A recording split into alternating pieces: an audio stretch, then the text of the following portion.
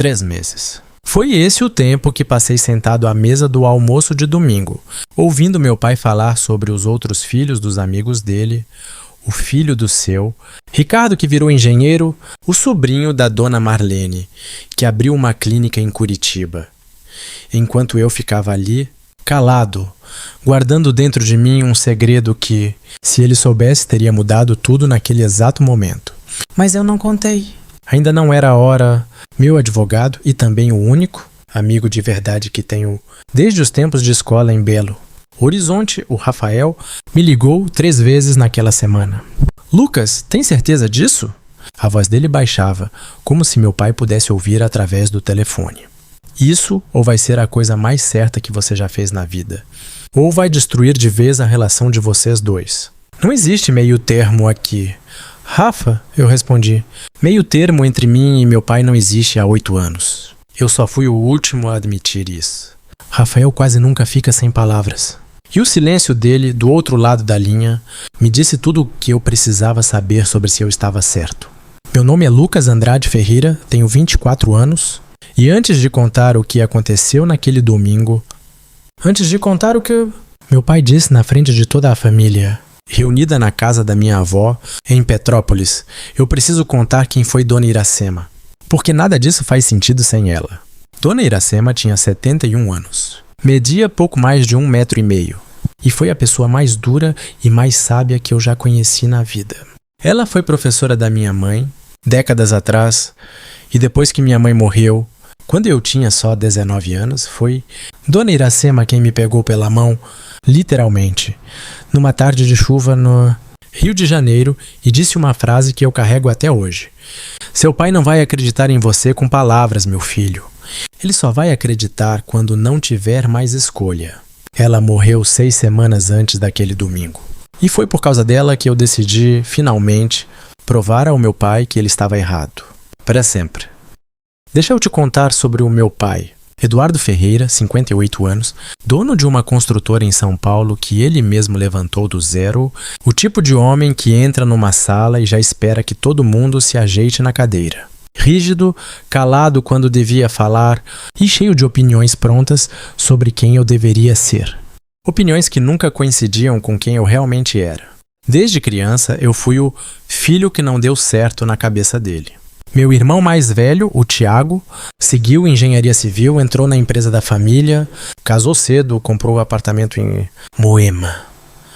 Meu pai falava dele com um orgulho que nunca sobrou para mim, porque eu escolhi outro caminho, design de jogos. Uma coisa que para ele nunca foi profissão de verdade. Isso não é trabalho, Lucas. Isso é hobby, ele dizia toda vez que o assunto surgia na mesa. Você vai acabar dependendo de mim a vida inteira.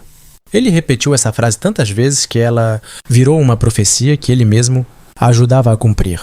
Porque sim, por um tempo eu dependi. Ele pagou minha faculdade, não o curso que eu queria, mas a administração para ter algo sério no currículo. Pagou o aluguel do apartamento em Botafogo por 2 anos até você se achar. Cobriu um cartão de crédito estourado em 2021. Sem nunca mais tocar no assunto, mas sem nunca deixar eu esquecer também, com aqueles comentários pontuais em almoço de família. O que meu pai nunca entendeu, e o que só depois, muito depois, eu entendi também, é que cada vez que ele pagava alguma coisa, ele também estava pagando para continuar acreditando que eu não conseguia sozinho. Não era generosidade, era controle disfarçado de ajuda. Há 3 anos, comecei um projeto por conta própria. Escondido dele. De madrugada, depois do meu emprego de meio período numa agência de publicidade em Copacabana, eu desenvolvi um jogo independente, um projeto pequeno, brasileiro com toda a alma que eu tinha. Ninguém da minha família sabia. Só o Rafael e só porque ele é sócio no negócio comigo. Nos primeiros 2 anos, quase nada aconteceu. Noites perdidas, economias gastas. Um relacionamento que terminou porque eu vivia mais no computador do que na vida real, segundo minha ex-namorada. Meu pai, é claro, via só a superfície. Um filho de 24 anos que ainda não tinha vida profissional séria, que ainda ia em alguns almoços de domingo com olheiras e desculpas vagas, sobre um projeto pessoal. Dona Iracema foi a única que perguntou de verdade sobre o jogo. A única que disse, continua. Ele vai ver. Um dia ele vai ter que ver. E foi exatamente uma semana antes dela morrer que tudo mudou. O jogo que eu vinha construindo em segredo havia sido selecionado entre milhares de inscrições para uma das maiores plataformas de distribuição digital do mundo. Eu tinha a prova. Eu só precisava do momento certo para mostrar. E esse momento chegaria naquele domingo, na casa da minha avó em Petrópolis, na frente de toda a família. Domingo, dia 12 de outubro. A casa da minha avó em Petrópolis estava cheia, como só fica em datas assim. Tios, primos, o cheiro de feijoada vindo da cozinha, meu pai sentado na cabeceira da mesa como sempre, com aquele jeito de quem já decidiu, antes de qualquer conversa, quem está certo. Eu tinha decidido contar naquele dia. Levava o celular no bolso com o e-mail da plataforma aberto, pronto para mostrar. Mas não precisei puxar assunto. Meu pai puxou primeiro. E aí, Lucas? Ele disse, alto o suficiente para a mesa inteira ouvir, com aquele sorriso que não era bem sorriso. Ainda nessa história de jogo? Quando que você vai parar de brincar e arrumar um emprego de verdade? Como o seu irmão? Risadas. Não de deboche total, mas daquelas risadas incômodas que as famílias dão quando alguém é humilhado e ninguém tem coragem de desviar o assunto. Pai, eu disse, tentando manter a voz firme. Eu preciso te mostrar uma coisa. Ai, meu Deus. Ele revirou os olhos olhando para o Tiago, procurando aliado. Lá vem ele com mais uma ideia. Foi aí que ele disse a frase. A frase que eu não esperava, nem dele, nem ali, na frente de todo mundo. Você nunca vai ser nada, Lucas. Eu já devia ter aceitado isso há anos. Eu nunca acreditei que você fosse dar certo, e continuo não acreditando. A mesa inteira ficou em silêncio. Minha tia Cláudia parou o garfo no ar. Minha avó, no fim da mesa, fechou os olhos como quem sente uma dor antiga voltar. E eu simplesmente fiquei olhando para ele, sentindo o rosto esquentar, não de vergonha, mas de uma raiva que vinha se acumulando havia 8 anos. Eu não gritei. Eu não saí correndo da mesa. Eu fiz uma coisa que ele não esperava. Tirei o celular do bolso, devagar, e coloquei em cima da mesa, virado para ele. Lê, eu disse. O que é isso? Lê, pai.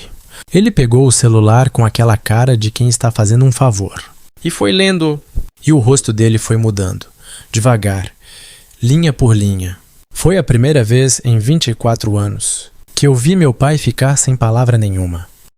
O e-mail dizia, em inglês formal, que meu jogo tinha sido selecionado entre mais de 7.000 inscrições para lançamento oficial. Numa das maiores plataformas digitais do mundo, com um adiantamento que, sozinho, já era mais do que meu pai ganhava em 4 meses de construtora. Ele leu 2 vezes, depois olhou para mim e, pela primeira vez na vida, eu vi alguma coisa diferente nos olhos dele. Não orgulho ainda, só choque puro. Isso é real? Ele perguntou, baixinho, como se não quisesse que o resto da mesa ouvisse. É real, pai. Faz 3 anos que eu trabalho nisso, sozinho, de madrugada, depois do meu outro emprego, enquanto o senhor achava que eu estava brincando. Ele não disse nada, e o silêncio dele dessa vez doeu mais em mim do que qualquer grito jamais doeria, porque eu não queria mais só provar que eu estava certo. Uma parte de mim ainda queria, mesmo depois de tudo, que ele dissesse que tinha orgulho. Ele não disse, não naquele domingo. Levantei da mesa, guardei o celular, agradeci minha avó pela comida e fui embora antes da sobremesa. Não por raiva, por dignidade. Nas semanas seguintes, meu pai me ligou 3 vezes. Eu não atendi as 2 primeiras. Deixei ele sentir um pouco o mesmo silêncio que eu senti durante anos, esperando uma palavra de reconhecimento que nunca vinha. Na terceira ligação, atendi.